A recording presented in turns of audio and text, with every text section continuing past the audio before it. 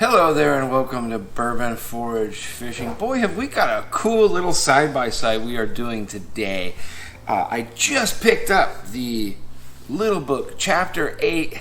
Have not tried it yet. Just poured myself an ounce or so.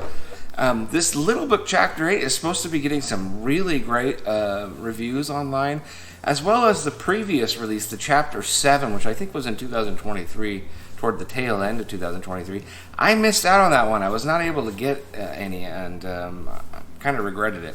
I'm also going to be putting the Chapter 8 next to the Booker's Springfield batch from early in 2024. This batch is critically acclaimed. A lot of people like this. People that like Bookers or love Bookers really like this batch and feel like it's a solid representation of what Bookers can do when they do it right. And I agree. I really like this bottle. It's a nice little daily drinker. So, if you haven't heard, the Chapter 8 Little Book is very complex. It is a 4-year rye, 5-year rye, 5-year rye, 5-year rye, all with different char values. A 7-year malt rye, an 11-year straight rye, and of course the 18-year straight bourbon that has a high rye in it. So this is what, a boo rye? What do they call them? A bow rye? This is going to be really interesting. Rumor has it that this doesn't really drink like a bourbon. It drinks more like a rye, which would make sense because there's a lot of rye whiskeys in there. I'm very curious. I love the Springfield batch. Let's kind of put them next to each other, nose them, and see what happens.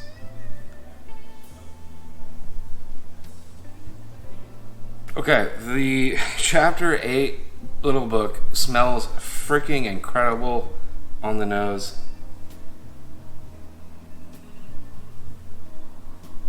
Wow, okay, that's lovely. Holy crap. Don't quote me on this because I reserve the right to be wrong when it comes to looking back in one's memory. This kind of noses like a Thomas Handy. I'm not even kidding. That smells incredible. It's not a ton of mintiness because I don't really like very amped up mint. Mint's very subtle in the background. It's that piney, Christmassy, ginger type candy popping in the front, and there's definitely some maple syrup in there. It almost gives you like a maple syrup covered like pancakes, but the pancakes are made with like lots of herbs, like really spicy herbs, like Christmas herbs.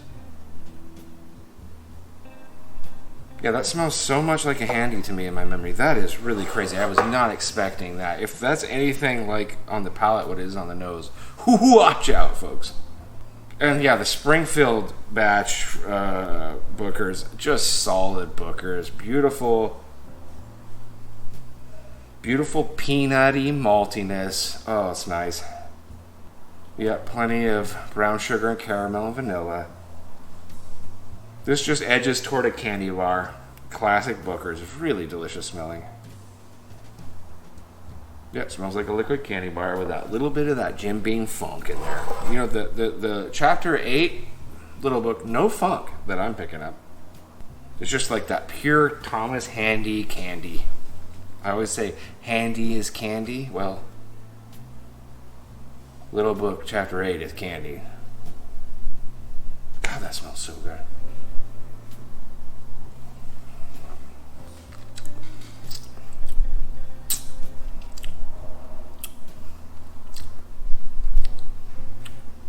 Wow. That is really nice. Damn.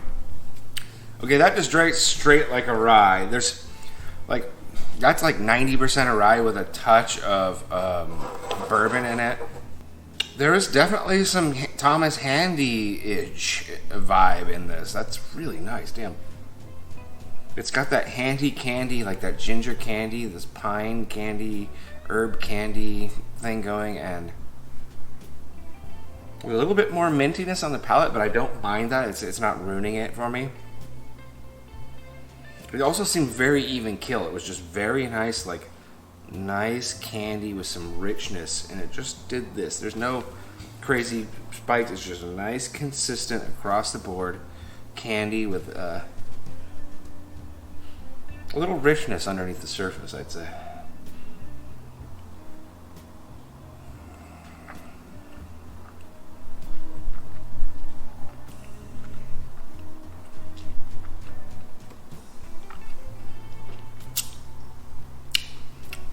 Okay. Yeah, I really like that a lot. Boy, I really like that. That's that's a really good rye whiskey. Damn.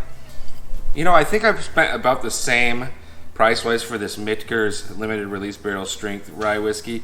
By memory, this is just kicking the living dog piss out of this Mitker's. So I'm actually curious. I want to do like a rye off now because I think this is going to beat the Mitker's. I think this might beat some of my NGP 95s that I like the Stellum and the Senator.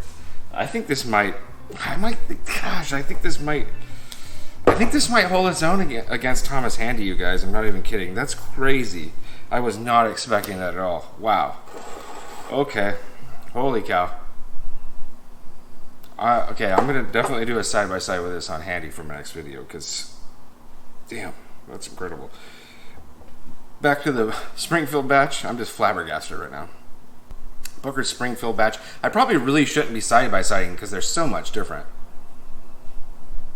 This is just that funky candy bar. You know, that candy bar that's been sprinkled with mildew on top in the best possible way. That Jim Beam funk.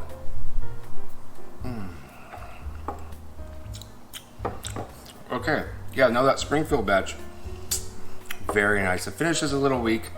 It could use a few more years in the barrel, but damn, what a really nice Booker's. That's a nice Booker's. And as I said earlier, I probably shouldn't have side-by-sided these. Obviously, this Little Book 8 is going to beat this Springfield batch. But they're two totally different beasts. They're not really comparable. The Springfield batch, very nice. You know, B minus, C plus, B minus, maybe a B. This might be pushing B plus, A minus territory, guys. Let's try the Chapter 8 again next to the Booker Springfield batch. Yeah, it just reminds me of Thomas Handy with maybe a little bit more of a butteriness to it. I think that butteriness and depth is probably from that sprinkling of that 18-inch bow rye, or that 18-inch high rye bourbon. 18-inch. I think there's a sprinkling of underlying of depth and richness that comes from that 18-year high rye bourbon. So it's kind of an interesting tie together. Kind of ties it all in. All the flavor profiles. Some slight lemoniness on the finish there. Just delicious Thomas H. Handy and candy ride. That is so good. Holy crap. Get out and buy one of these. Get out and buy one of these. Get out and buy one of these. And then when you buy one, get out and buy another one of these. These are really damn good. I think people are going to end up going nuts for these things. Dang. I like that a lot, you guys. Definitely doing a Thomas Handy versus Little Book video next. Is going to be my next video because I'm really curious to see how this is going to hold up. I think it's going to hold up. We might, like I said, put an NGP 95 in there too. I think that'll be interesting. So, final reviews. This is a solid Booker's. It's a solid C+, B-. Definitely a great little daily drinker. You can see I'm ripping through it. To me, the Little Book Chapter 8 is just kind of a whole other beast. It is on a whole other tier. It is in that higher price point. I think it's like 160, 150, 160, 180, somewhere in there.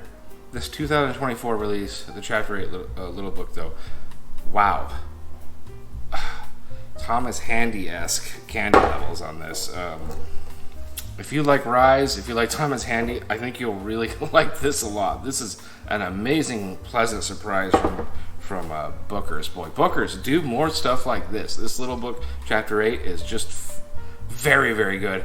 And it makes me now aware that I'm going to have to go get my hands on a Little Book 7 because I really like this 8. And apparently they're quite comparable in terms of quality level. So, man, Jim Beam, keep up what you're doing with this Little Book. I appreciate it. And I hope you appreciated this review from Bourbon Forage Fishing.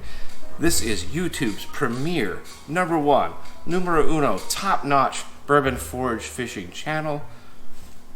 And I think probably YouTube's only Bourbon Forage Fishing channel, but who cares? Thank you for tuning in. Take care of yourself.